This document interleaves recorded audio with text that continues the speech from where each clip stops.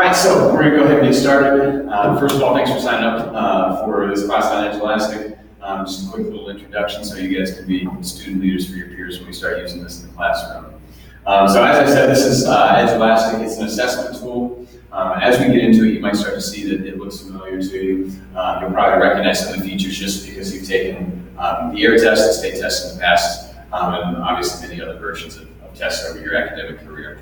So without further ado, let's talk about Edge Elastic. So Edge Elastic is an assessment tool. It's where people like me, your teachers, can create tests, create quizzes, and create other academic activities where we can kind of measure your learning and gauge where you're at. So you probably don't really care what we create the tests on, but I think you're going to appreciate this because it has a lot of features that can really help you become more familiar with the testing platform and the skills that you need to be successful on your AIR tests and other high-stakes tests. So one of the things that we appreciate as your teachers is it's free. So it costs nothing for you to use it, it costs nothing for us to use it, and we appreciate that. Another feature that you'll notice is that you can log in with your Google account. So the school account that the school has created for you, your Google account, when you go to log in, you don't have to remember a username, you don't have to use a password. All you need is your Google account, and you click sign in with Google and you're in. You may have a lot of teachers using this, and so one of the benefits is that you can join multiple classes with a unique class code. So the way that I use it in my classroom is I put my class code right up on the board. I say, okay, type this in, boom, boom, boom, and they're in from my class. And you can do that with all 7 of your teachers that you have throughout the day. So the graphic on the screen, you'll see that's a screenshot of my 3 classes that I have. I have 3 language arts classes, 3 block classes that I teach. So you can kind of see what it looks like just from my end. And that's one of the things that we're going to do today is I'm going to show you some of the things you'll see on your student pages, but also give you some kind of a peek behind the curtain so you see what I see as a teacher so you can kind of understand some of the features that help me teach you. So when you sign up, if you want to log in, you can. If you want to just follow along the screen, that's fine too. So the first time you go, you're going to have to click the sign up button. It's up here in the top right-hand corner. Excuse me. And obviously you can see the sign in with Google button right there. You click it. Saves you the process of going through username and password. That's not necessary. You'll get in. Okay, so once you click that sign in with Google button, it will ask you for a class code. And that's obviously going to be provided for you by your teachers. So here's another screenshot from my end. You can see I've got my 3 classes, LA1, LA2, LA3. Those are my 3 language arts classes this year. They each have a unique code. Some teachers prefer to use one class for all of their students. Personally, I like to split it up so that if I have a test unique to LA1, 2, or 3, I can assign it to them and not have to include all the students in the class. Now, one of the cool features is if, Jacob, let's say you're sick and I want to assign the test, but I don't want you to have access to it, there's actually features on my end that I can have it delayed or prevent you from getting into the test. And then another feature that works really well with this is the lock test mode. Once you actually get into it, I can lock you into the screen so you just see your tests. So here's another screenshot, just kind of walk you through some of the things that I see on my end. I'm curious to see what jumps out to you guys from what you see here. Anything? You can see the average score. Yes. So that's one of the things that, believe it or not, this is real time. So it shows up in real time as you're taking the test. So obviously these are all graded. It says that in green down here at the bottom of all the scores. But if I said, okay guys, sign up and take a test today, I can see how each one of you guys is doing as you answer each individual question. So I can see if Jacob's doing really well and Jacob never does well. I can say, hey Jacob, great job, keep it up, you're doing great work. Or if Andrew is really struggling, I can quietly go over to him and say, hey, you might want to double check some of your answers with the text because you're not doing as well as I'm sure you would like to. So that's one of the ways that I use it in my classroom is the real-time features that allow me to see how you're making progress. It also lets me see maybe somebody is stuck on a question. If I see that one of you is on the same question for a long period of time, I can go intervene. And so this blue line up here is actually the time spent on each individual question, which is cool, because for me, after the test, if I go in and I see, well, it looks like we didn't do very well on one of these questions, I can go and look and see how long did you spend on that question. Maybe all of my students struggle to get the right answer because they spent 3 seconds on the question instead of spending the time to go look it up and find the answer. So if you haven't figured it out, the green is correct answers, the red is incorrect answers. So that lets me see which questions are we doing really well on, which questions are we struggling with, and anything in between that. So you can see question 3 on this particular assessment was a challenge. There were more students who got that one wrong than right, but on the plus side, at least they spent their time trying to figure it out. You can see that that was the question that took the most time in terms of just the time elapsed. Another feature that I really like that you may see your teachers using is it's called present mode. There's a button that I can click and it sets up all the student names to just show up as generic green bucket type names instead of seeing your name and your score attached to it. You know, for example, if you're the student that got a 53% on that assessment, you're probably not really proud of that, and you don't want all your friends and your peers to know I got 53%. So I can put this on the screen and just kind of talk in general about results. If I say, hey, I want to show you, the class average, or I want to show you how much time you did or didn't spend on a question, I can do that with this screen. I can do that in present mode so that nobody is having their scores made public to the entire class or to the group of friends that they're with. So those are some features that I can see on here. So on the previous screen, I'll go back one more time. So this is a class average, all the right and wrong answers. It has an average of time spent on the questions. It has the breakdown of how everybody's doing. Over here, this is a breakdown by student. So you got the by class average, but you've also got the by student average. And so you can see for this particular student, they missed question 3, question 8, 12, 14, and 15. You can see that they spent the most time on question 4, 12, and 15.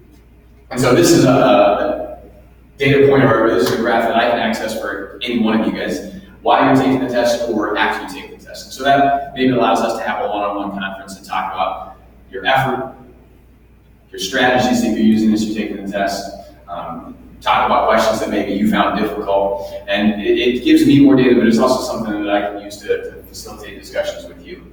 And similar to this view, you've also got the screen where I can see your individual performance. I can see which questions you got right, which questions you got wrong, and like I said, that's in real time, so I can talk to you about that during the test. I can talk to you about that after the test. And if I click on that, it'll take me through every single answer that you have on the test, right, wrong, or otherwise.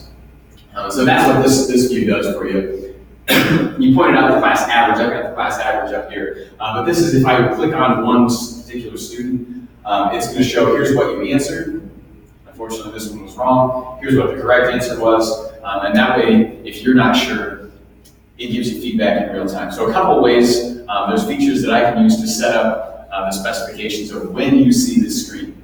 I can set it up so it's private and I don't release the scores until everybody's done. So go back to that example where Jake was absent. Maybe I want to keep your scores private until he comes back and takes the test, so you can't feed him answers before he takes the test. So that's an option that I can prevent you from seeing this. Or if it's something that I just want you to get feedback, it's a formative assessment, I want you to get feedback in the moment, I can release those scores immediately as soon as you click submit, you see, and you can get feedback on, okay, here's what I answered, here's what the right answer was, and you can start thinking about what can I do to get this right in the future.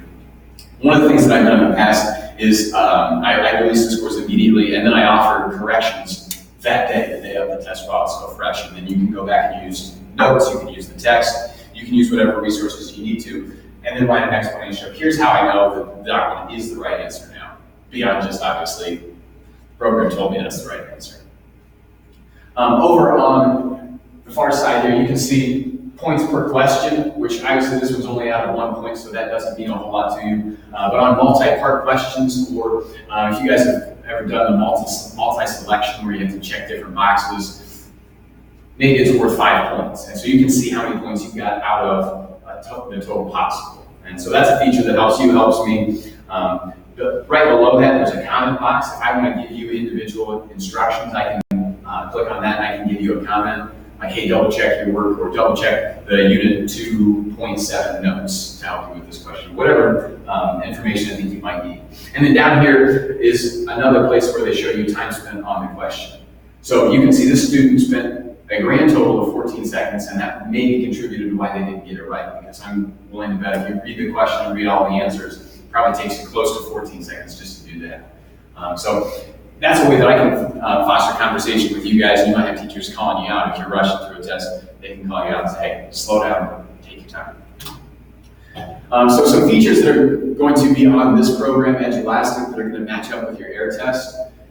So this is kind of a screenshot of what a question looks like. You'll see that it gives you the question number out of the total. It gives you an option to flag. It gives you an option to remove answers, cross out answers. And so that's kind of what it looks like. If you click this X here, you can remove answers to narrow it down to, okay, I know it's either B or C. Now you got a 50-50 shot because you know A and D are not possibly potentially right answers.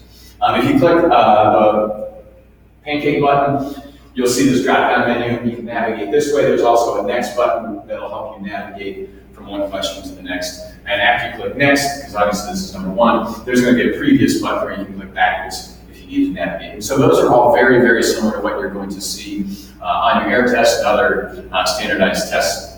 For example, like the OGT, if you're taking that online, or the ACT, and things like that. This screen should also look very familiar. This is the final screen. After you click submit once, it takes you to this screen so you can see which questions you've answered, which questions you haven't answered, and which questions you flagged for review or marked for review. So once you're positive, you like what you've done, you're satisfied with your work, you click submit. But obviously, the person taking this test, which was me, just to give you a sample, probably wants to go back and answer all these questions that they did. Okay, so everything with the red exclamation point, it says up here, please review your unanswered questions before submitting the test. So if you ever see that, you know, oh shoot, I didn't answer that, I've got to go back and I've got to answer that question. Hey, give me a thumbs up if you've heard of the flag tool. Have you done that? Okay. So that's something you've probably done on your state tests or on other tests. So if you flag it, that's what it looks like. So now switching over, this is your air test comparison. So now these are screenshots from the air practice test. Obviously I can't screenshot the real thing, but this is the practice test that Ohio Department of Education puts out. And you can see the format is very, very, very similar. You get your question, you get your number. Navigation is a little bit different. You click through, but there's still a lot of the same features. You'll see, I also use the strike through, the cross out and answer, because I know it's not right option. Instead of the red X, you can see this was just grayed out, and now it's down to A, B, or C, because we know D is not even a possible right answer.